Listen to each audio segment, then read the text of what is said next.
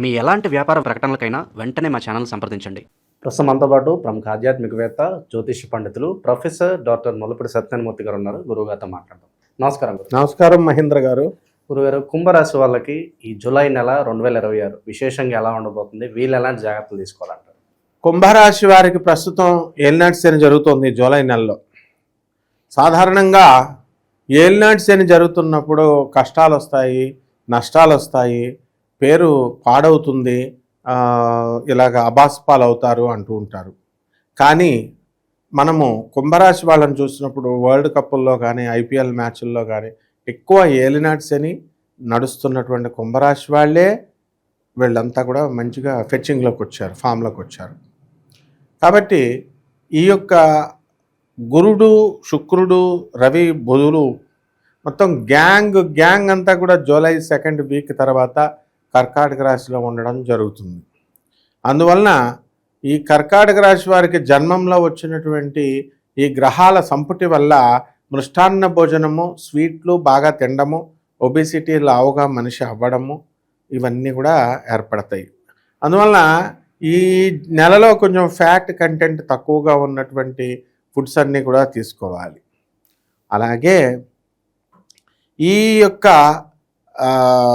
రాహువును మనం తీసుకున్నప్పుడు జన్మంలో ఉన్నటువంటి రాహుగ్రహ ప్రభావితం అవడం వల్ల అందరూ కూడా ఆశలు ఎక్కువగా ఉండడం అనేటటువంటివి జరుగుతాయి.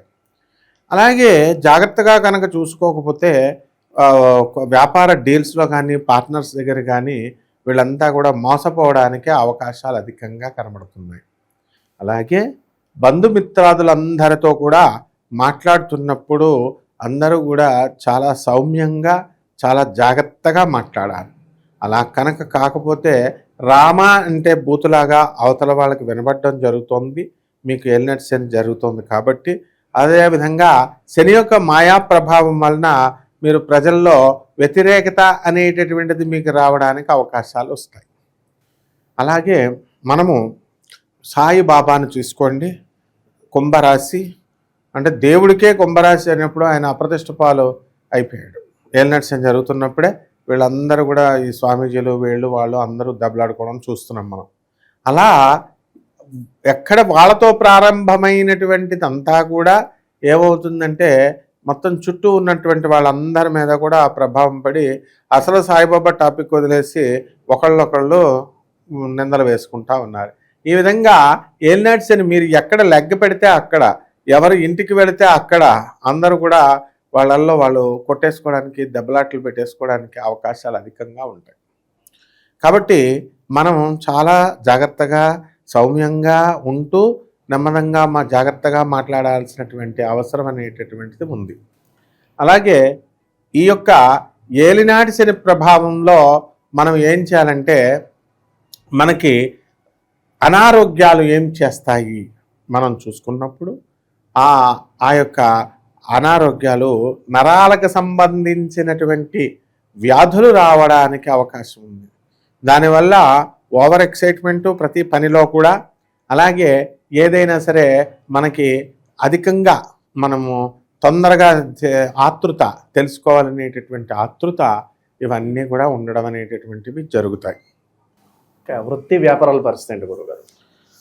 ఏలినాటి శనిలో వృత్తులు, వ్యాపారాలు చేసేటప్పుడు వీళ్ళందరికీ కూడా మంచి లాభాలు కలగడానికి అవకాశాలు ఉన్నాయి. అందుకే ఏలినాటి శని జరుగుతున్నా సరే కుంభరాశి వారు అందరూ ఏదో రకంగా ఆదాయాలు ఇవన్నీ కూడా వస్తున్నాయి అన్నమాట. అలాగే వ్యాపారాలు, ఈ యొక్క స్వీట్ షాపులు, గోల్డ్ షాపులు, బట్టల షాపులు, కాలేజెస్, హాస్పిటల్స్, ఇవన్నీ కూడా మనకి నిండిపోవడానికి అవకాశం ఉంది మహేంద్ర గారు. అదేవిధంగా మనము వరల్డ్ కప్ని చూసినప్పుడు శాంసంగ్ సా అక్షరం కుంభరాశిలో వచ్చింది, అభిషేక్ శర్మ వచ్చింది ఈ యొక్క కుంభరాశి. ఈ విధంగా అనేకమైనటువంటి మార్గాల ద్వారా మనకి ఈ ఏలినాటి శనిలో జరుగుతున్నప్పుడు మనం ఇవన్నీ కూడా జరుగుతున్నాయి. కాబట్టి వీళ్ళ ఈ విద్యల్లో రాణిస్తారు. వివాహాలు కానిటువంటి వాళ్ళకి వివాహాలు మీకు చక్కగా జరుగుతాయి. వైవాహిక జీవితం ఎలా ఉంటుంది? వైవాహిక జీవితం బ్రహ్మాండంగా ఉంటుంది. మంచి ఆనందంగా రొమాంటిక్ లైఫ్ని ఎంజాయ్ చేస్తారు. అలాగే కొత్తగా పెళ్ళైనటువంటి వాడు పొద్దెరగడని 3 రోజులు కూడా తలుపులు తీయకుండా ఉన్నటువంటి ఘటనలు ఉన్నాయి. ఏలినాటి శని సమయాల్లో ఇల్లు వదిలి బయటికి రారు 3 రోజులు కూడా. అందువల్ల పెళ్లి కూతురికి కనుక జ్వరం వచ్చినట్లయితే పెళ్లి కొడుకు భార్య పక్కలో పడుకుంటే ఆ భర్త ఆ పెళ్లి కొడుకు యొక్క తండ్రి పిలుస్తాడు, అరే బయటికి రా అక్కడ కూర్చో అని. అంటే తండ్రి ఎంత క్లారిటీగా అబ్జర్వ్ చేస్తాడో చూసుకోండి. అంటే ఈ యొక్క కొడుకుకి అవి చెప్పడానికి సిగ్గుపడాడు. అరే జ్వరంతో ఉన్న భార్యతో కనుక నువ్వు పడుకుంటే నీకు వైరల్ ఫీవర్ నీకు వస్తుంది, అది జ్వరం పెరుగుతుంది. అంత జాగ్రత్తగా ఏ విధంగా అయితే తండ్రి కొడుకుకి చెప్తాడో, తల్లి ఏ విధంగా అయితే చెప్తుందో ఆ విధంగా గ్రహాలు కూడా ఈ ఏలినాటి శని సమయంలో శనీశ్వరుడు మీకు అంతగా ఇదిగా చెప్తూ ఉంటాడు.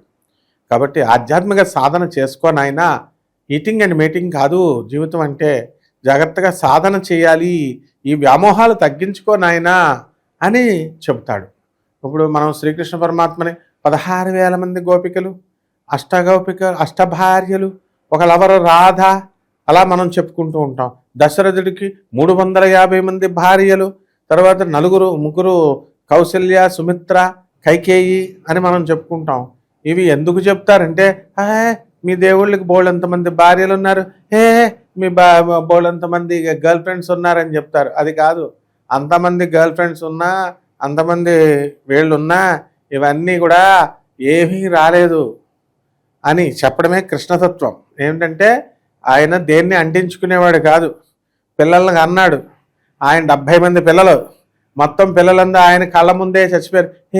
నా పిల్లలు నా కళ్ళ ముందు చచ్చిపోయారని భయపడలేదు ఆయన. ఎవడి కర్మకాడు పుడతా ఉంటాడు పోతా ఉంటాడు అని కృష్ణతత్వం అది. అలాగే ఉన్నారు కదా అని తలుపులేసి కూర్చోలేదు కృష్ణుడు. ఎక్కడ పడితే అక్కడ ప్రత్యక్షం అయ్యేవాడు. కాబట్టి ఈ రకంగా కుంభరాశి వాళ్ళంతా కూడా ఎక్స్ట్రా మ్యారిటల్ అఫైర్స్ ఉన్నటువంటి వాళ్ళందరూ కూడా ఇమ్మీడియట్ వదిలేసుకుంటారు. ఎందువల్లంటే ఏలినాటి శనిలో ఇవన్నీ కూడా నడవావు. అయితే ఎక్స్ట్రా మ్యారిటల్ అఫైర్స్ లేకపోయినప్పటికీ కూడా వీళ్ళ యొక్క ప్రవర్తన చూసి భార్యకి అనుమానాలు వచ్చేస్తాయి, చుట్టుపక్కల వాళ్ళందరికీ అనుమానాలు వచ్చేస్తాయి.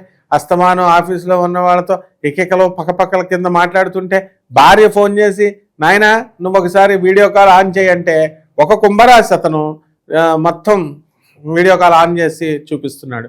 ఇలా ఎన్ని రోజులు అని చెప్పి వాడికి విసుగొచ్చేసి రోజుకు 2-3 సార్లు మాట్లాడుతూ, నువ్వెందుకు ఆఫీస్లో ఉన్న వాళ్ళతో ఎకెకలు పక్కపక్కలు మాట్లాడుతున్నావు అని అడుగుతుంటే ఆ వీడియో కాల్ భరించలేక వాడు ఆఫీస్నే వదిలేశాడు.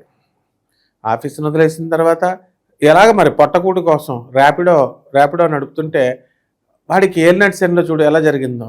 నాయనా నీకు ఏలినాటి శనిలో నువ్వు ఏది చేస్తే అది మడాష్ అని చెప్పాను నేను. అప్పుడు ఒక ఆవిడ ఎక్కిందంట ర్యాపిడో బుక్ చేసుకుని. ఏమిటా ఎంత స్లోగా వెళ్తున్నావు? చాలా స్లోగా వెళ్తాడు.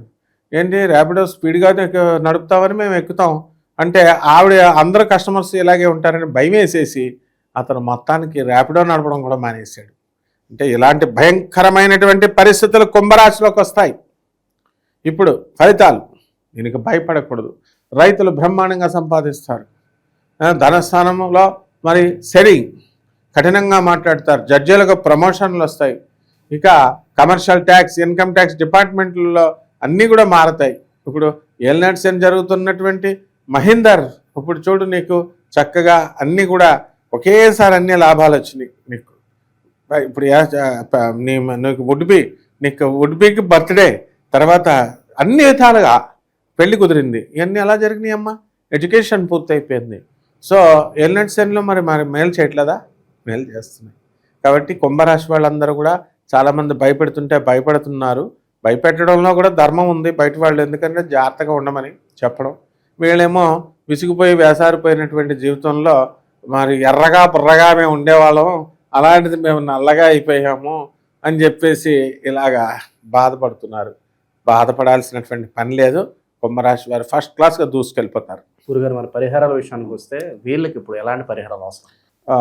గోచార రీత్యా మహేందర్ మనము కామన్ ప్లాట్ఫామ్ మీద కొన్ని లక్షల మందికి చెప్తున్నాం. అయితే వీరందరూ కూడా మనకి ఈ యొక్క వ్యక్తిగత జాతకాలు చూసుకోవాల్సినటువంటి అవసరం ఉంది. ఇప్పుడు చూడు, మా గురువుగారు అయినటువంటి జయశంకర్ గారు నీకు మణికంఠాన్ని పేరుని తత్క్షణం తదేవ లగ్నం తదేవ తారాబలం చంద్రబలం తదేవ, వెంటనే మహేందర్ అని పిలిపించుకోండి అని నీ పేరు మార్చారు. వెంటనే నీకు శుభ పరంపర స్టార్ట్ అయిపోయింది.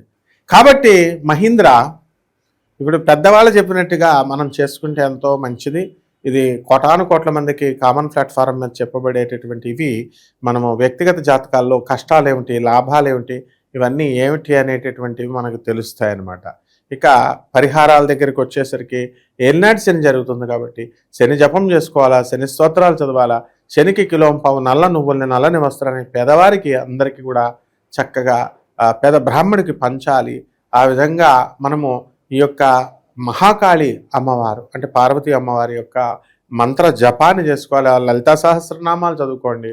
మీకు ఏ ఇష్టదేవత అయితే ఆ ఇష్టదేవత అమ్మవారి రూపంలో మహాలక్ష్మి అయినా మహాసరస్వతి అయినా కాళీ అయినా అందరూ ఒకటే. కాబట్టి చక్కగా కుంకుమార్చన చేసుకోండి. అలాగే చక్కగా మా గురువుగారు అయినటువంటి జయశంకర్ గారి దగ్గర నేమ్ కరెక్షన్ కూడా చేసుకోండి. ఈ విధంగా మనం చక్కగా మహీంద్రాన్ని పేరు పెట్టగానే ఎంత చక్కగా ఎక్స్ప్లెయిన్ చేశారు ఆయన. మహీంద్రా, టెక్ మహీంద్రా కాలేజెస్ ఉన్నాయి. సత్యం కంప్యూటర్స్ కుప్పకూలిపోయినప్పుడు దాన్ని టెక్ మహీంద్రా కొనేశాడు. ట్రాక్టర్లతో స్టార్ట్ అయింది మహీంద్రా అన్నారు. ఆ విధంగా అనేక రకాలైనటువంటి లాభాలు ఈ చిన్న ఎగ్జాంపుల్తో మనం చూసుకోవచ్చు అనమాట నాయన. ఈ రావి చెట్టును కూడా పెంచుకొని రావి చెట్టు చుట్టూ ప్రదక్షిణాలు చేసుకుంటే బ్రహ్మాండంగా ఉంటుంది నాయన. మంచి విశ్లేషణ అందించారు గురుగారు. ధన్యవాదాలు. ధన్యవాదాలమ్మా.